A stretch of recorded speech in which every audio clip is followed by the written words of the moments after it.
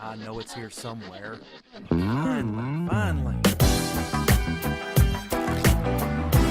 Oh, it's time for the doctor.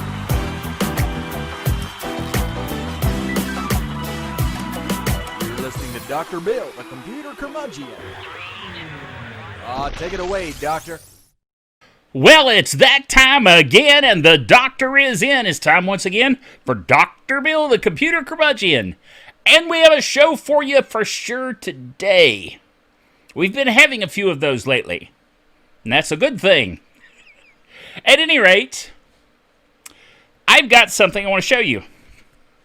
See if I can put it up there without getting all shiny all over it. This is a box. And it is a box with a Google Chromecast in it. Now, I'm not going to do an official unboxing. I could because I have a box. So I could do that. But I'm just not one of those unboxing kind of guys, you know? Where you shoot somebody unboxing something. If you want to see that, there are plenty of channels that do that. Okay? But I ain't one of them. I don't find that a thing. Okay? I mean, it's good to see one time somebody do it, because then you at least see what you get in the box. Good. But I don't have to see 1,000 channels unboxing things. Just one of my little peccadillos. At any rate, we are proud members of the Tech Podcast Network. TechPodcast.com. If it's tech, it's right here on Dr. Bill, the computer curmudgeon. We're also proud members of the International Association of Internet Broadcasters. Yes, indeed.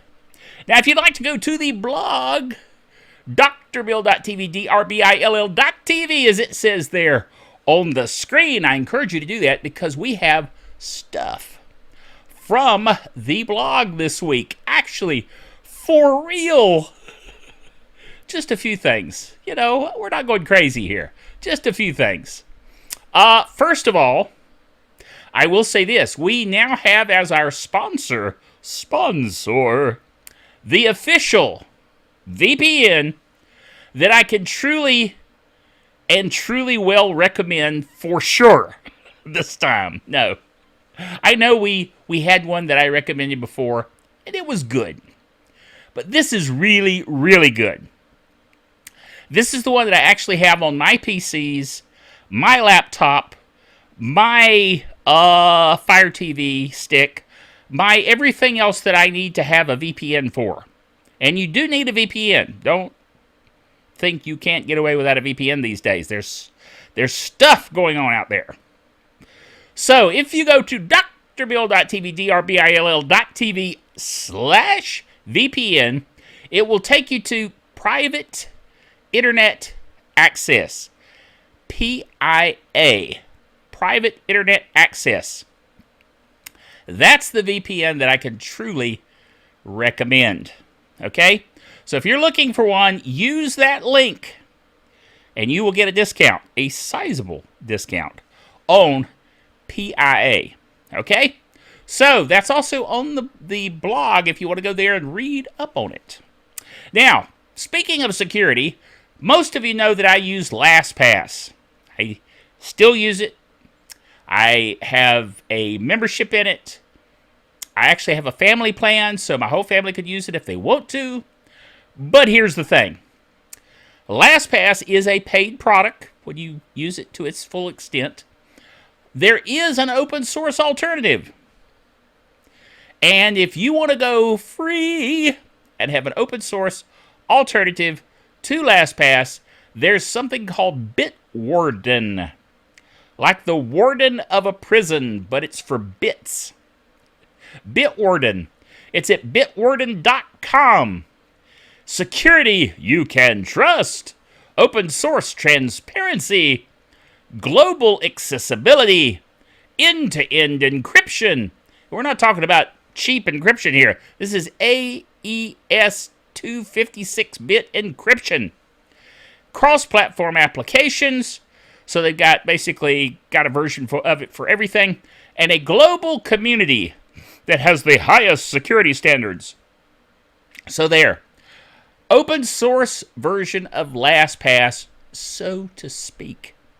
The other thing I want to talk about is Clonezilla.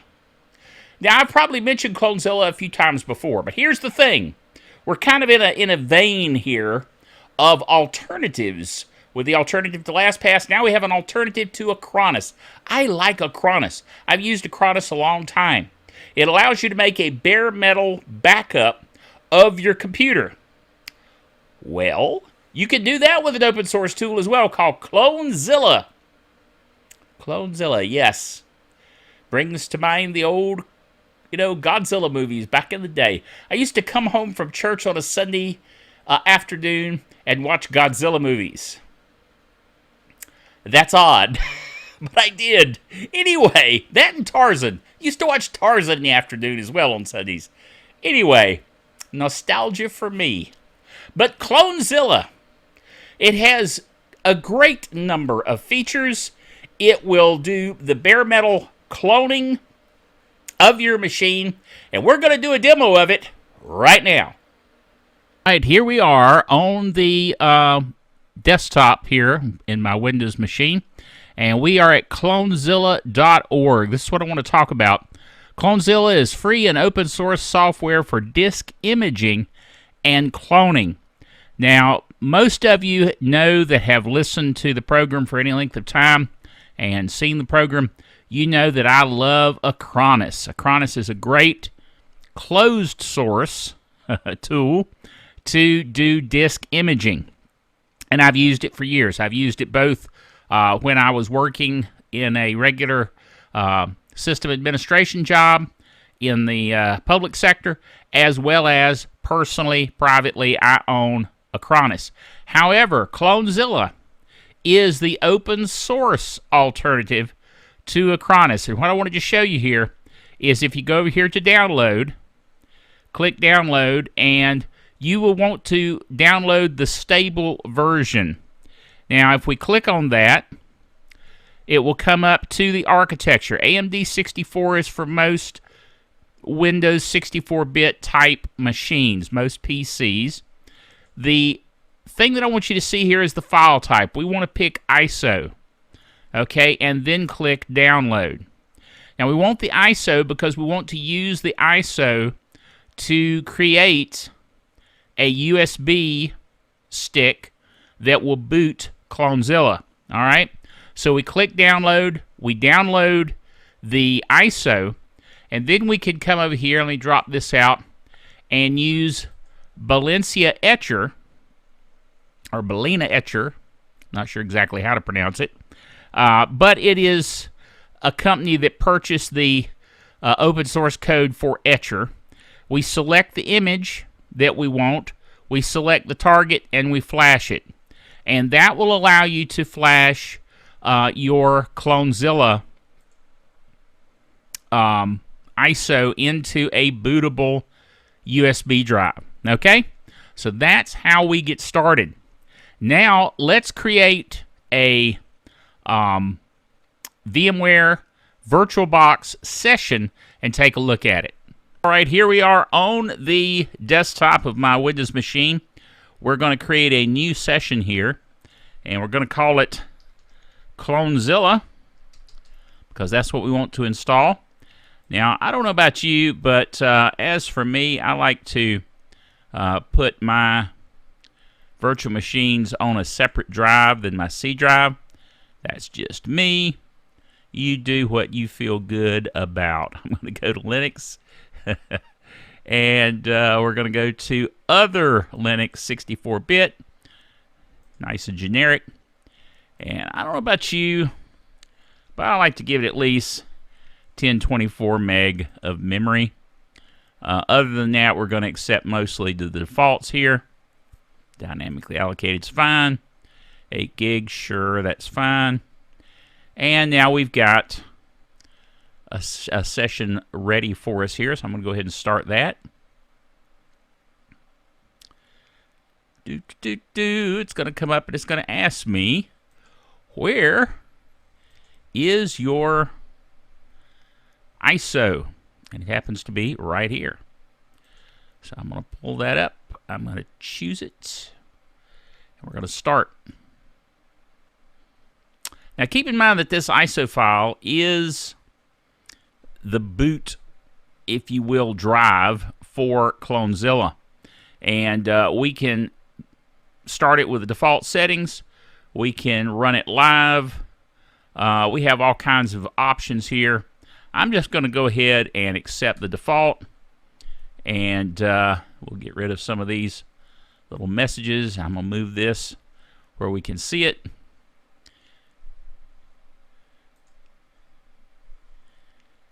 And it will come up here shortly.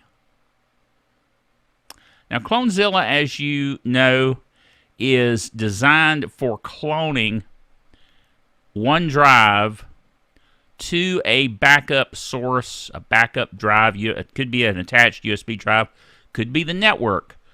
Wherever you want to put your files that you would then use to restore your system, you're essentially going to be taking a snapshot of a system in the condition that it's in, okay? Which means that this is, how can I put this? It's a one-time snapshot. It's not going to change on the fly. You know what I'm saying? We're going to keep all the defaults and just let it boot here. All right, start Clonezilla. And here we go. This is the menu for the system. Work with files or partitions using images. Work with directly from a disk or partition to a disk or partition. Remote source, which would be the source node to the remote device cloning. And destination, so forth. We've got several options.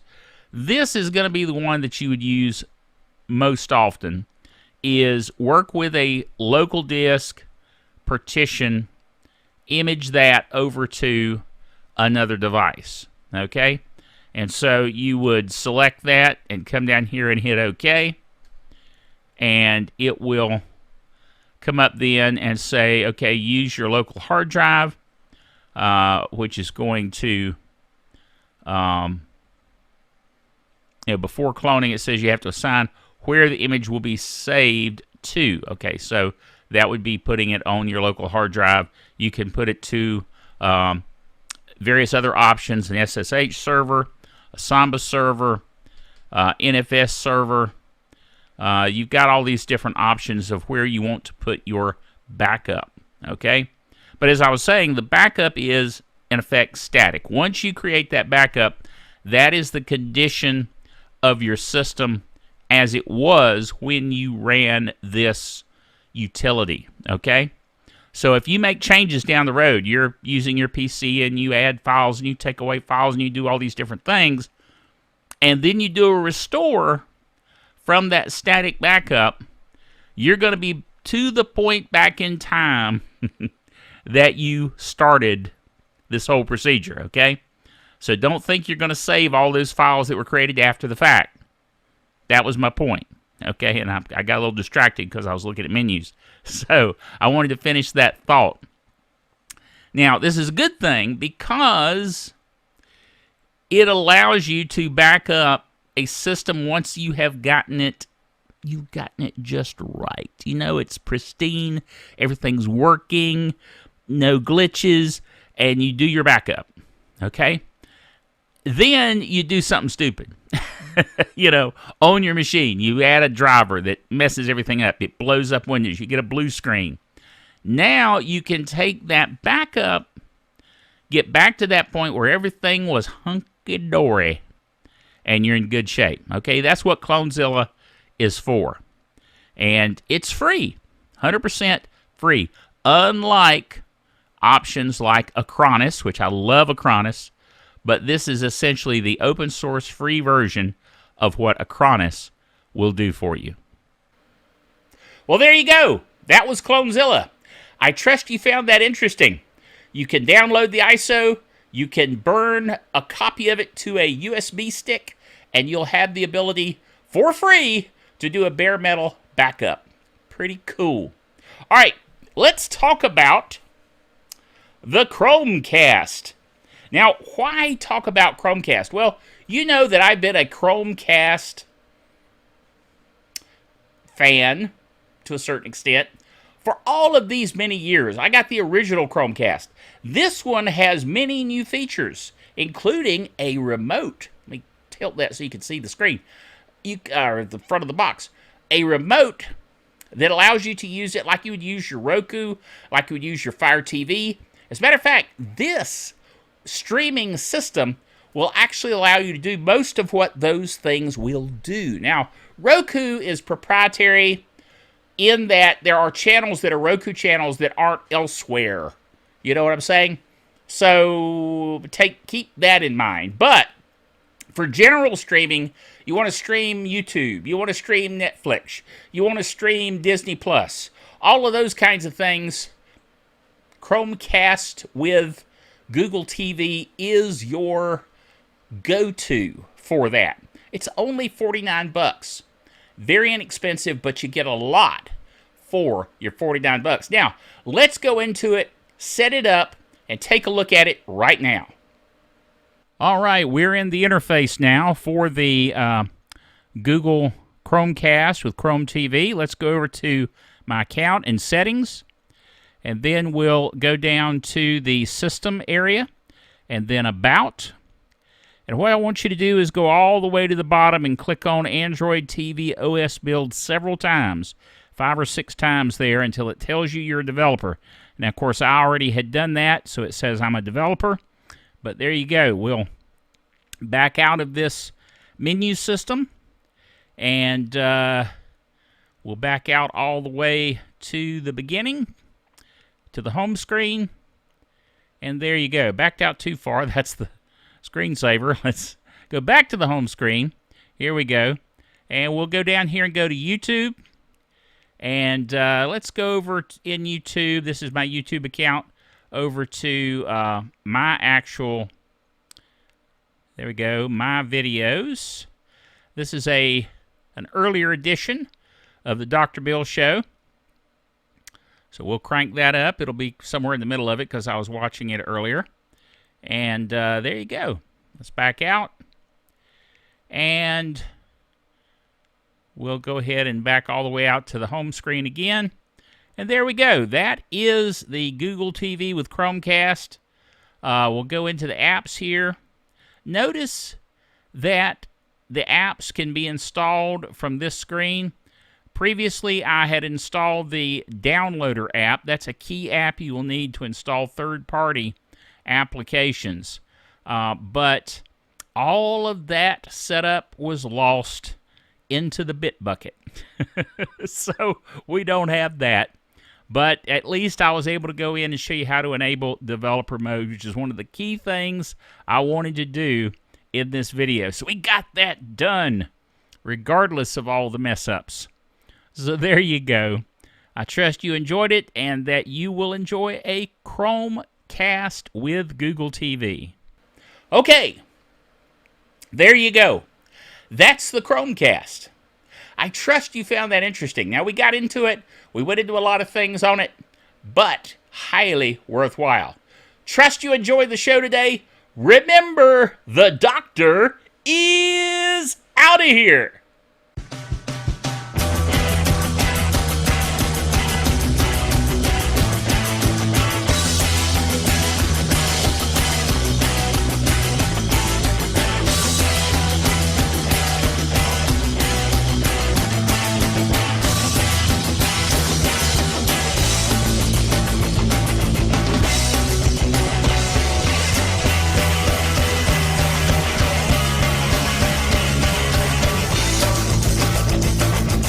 Dr. Bill, the Computer Curmudgeon, is a production of DrBillDaily.net with all the honors, rights, and privileges thereunto appertaining.